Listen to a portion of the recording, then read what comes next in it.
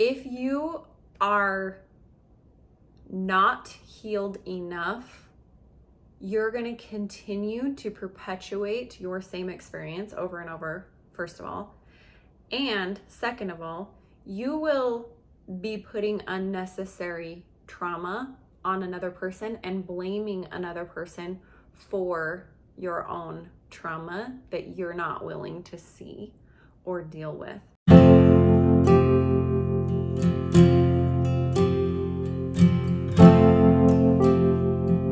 Okay, I'm here to answer the question, am I healed enough?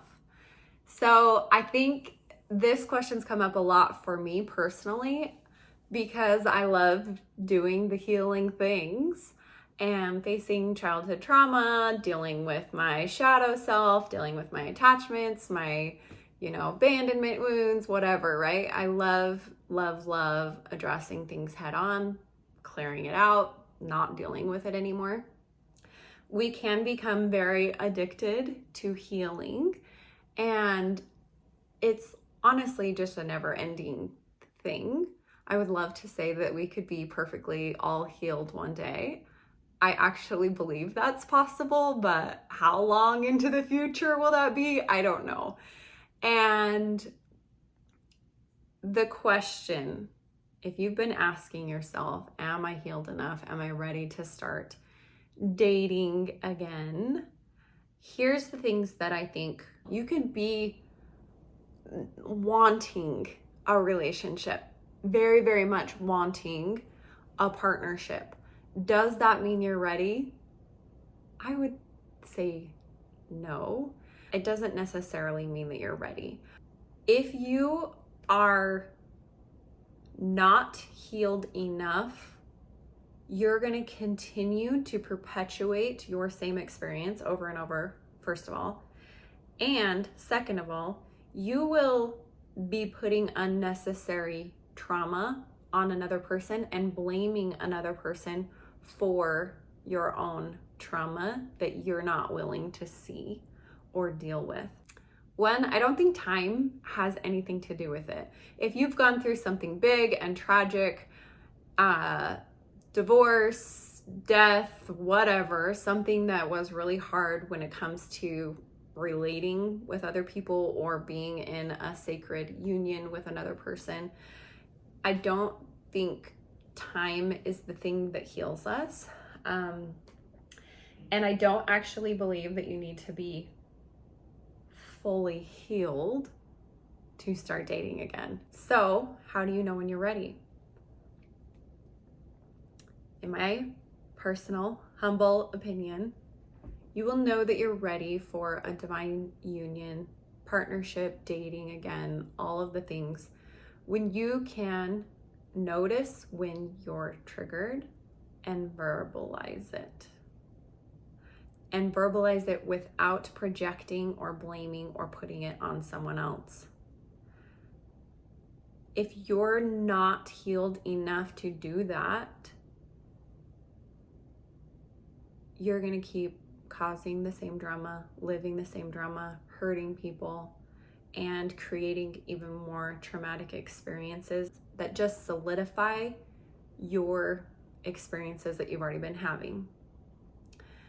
In order to create something new with someone, you need to be able to self-reflect enough to know, I'm freaking out, here's why, and here's how I'm going to deal with that, and I'm just letting you know. That needs to be a skill set that you have. I personally think that sometimes the greatest healing balm for us is to be with the divine counterpart, masculine, feminine. Sometimes for a woman to fully heal, she needs to have masculine men around her that are safe to help her reestablish and to rebuild her sense of trust, her sense of softening, her sense of relaxing into femininity. And sometimes exactly what we need is to be with someone that helps us repattern our nervous system. So no, do I think you need to be fully healed to start dating again? No, I don't. I actually think to have someone that is good and safe by your side is a very healing thing to do. Sometimes dating can be the very thing that helps you to get to know yourself and to heal your relationship to the opposite polarity. If you do not have the emotional maturity while you're at it to say, here's what my wounds are, here's what I'm working on, and to be both of you be able to vocalize your wounds and not take them out on each other, that can be an elevating relationship, even if you're still doing the healing work.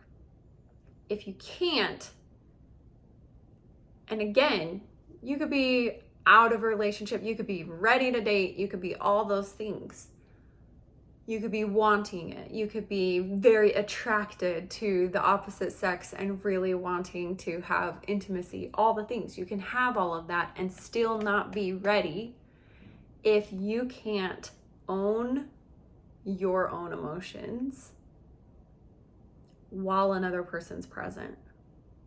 And when they do stuff that triggers a childhood wound, such as abandonment, rejection, this feeling of not being enough, whatever, something comes up for you where you feel like they're a threat, all the things. If you can't go within and say, okay, what's going on with my big emotion? Where do I need to heal? How can I express this in a safe way to this person? So they're kind of in on like the inner world without putting the blame and the shame and the responsibility and the anger and the meanness of your reaction on them. If you can do it, I would say you're ready. And it doesn't mean that you're not ever triggered. And when I say the word trigger, I hope you guys know what that means. A trigger is like something happens and your reaction is pretty big in comparison. It's not equivalent to what's actually happening.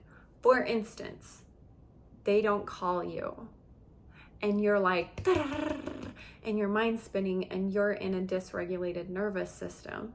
If you can't acknowledge, oh, abandonment wound, ding, ding, ding. I need to feel safe. I need to address times in my life when I have been abandoned and what I made that mean about myself.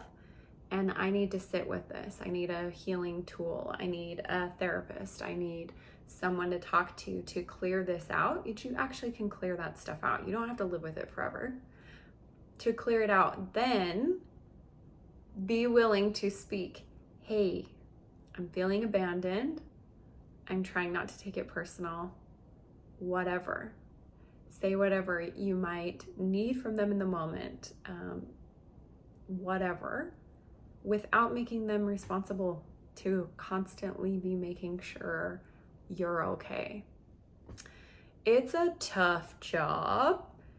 I can't say it's easy, but without it, you will continue to have destructive, unfulfilling relationships that suck. I'm just gonna say that. So do the work. Do the work. And if you need help dealing with some of those attachment wounds, abandonment, just childhood shit that comes up and fucks with your relationship, come and see me. I offer classes over Zoom. I do weekly group clearings where we address what's going on a group level, and I also do one-on-ones all through Zoom. So happy to meet with you, happy to help you through. It's worth it to just do the work. I know it sounds so scary, and we just want to act like, oh, it's the other person, I just gotta find someone else. Sure. Let me know how it goes, because I can imagine you will continue to have the same experiences over and over and over until you finally deal. My cat's freaking out, so I better go. Feel free to like, subscribe, and I'll see you guys inside.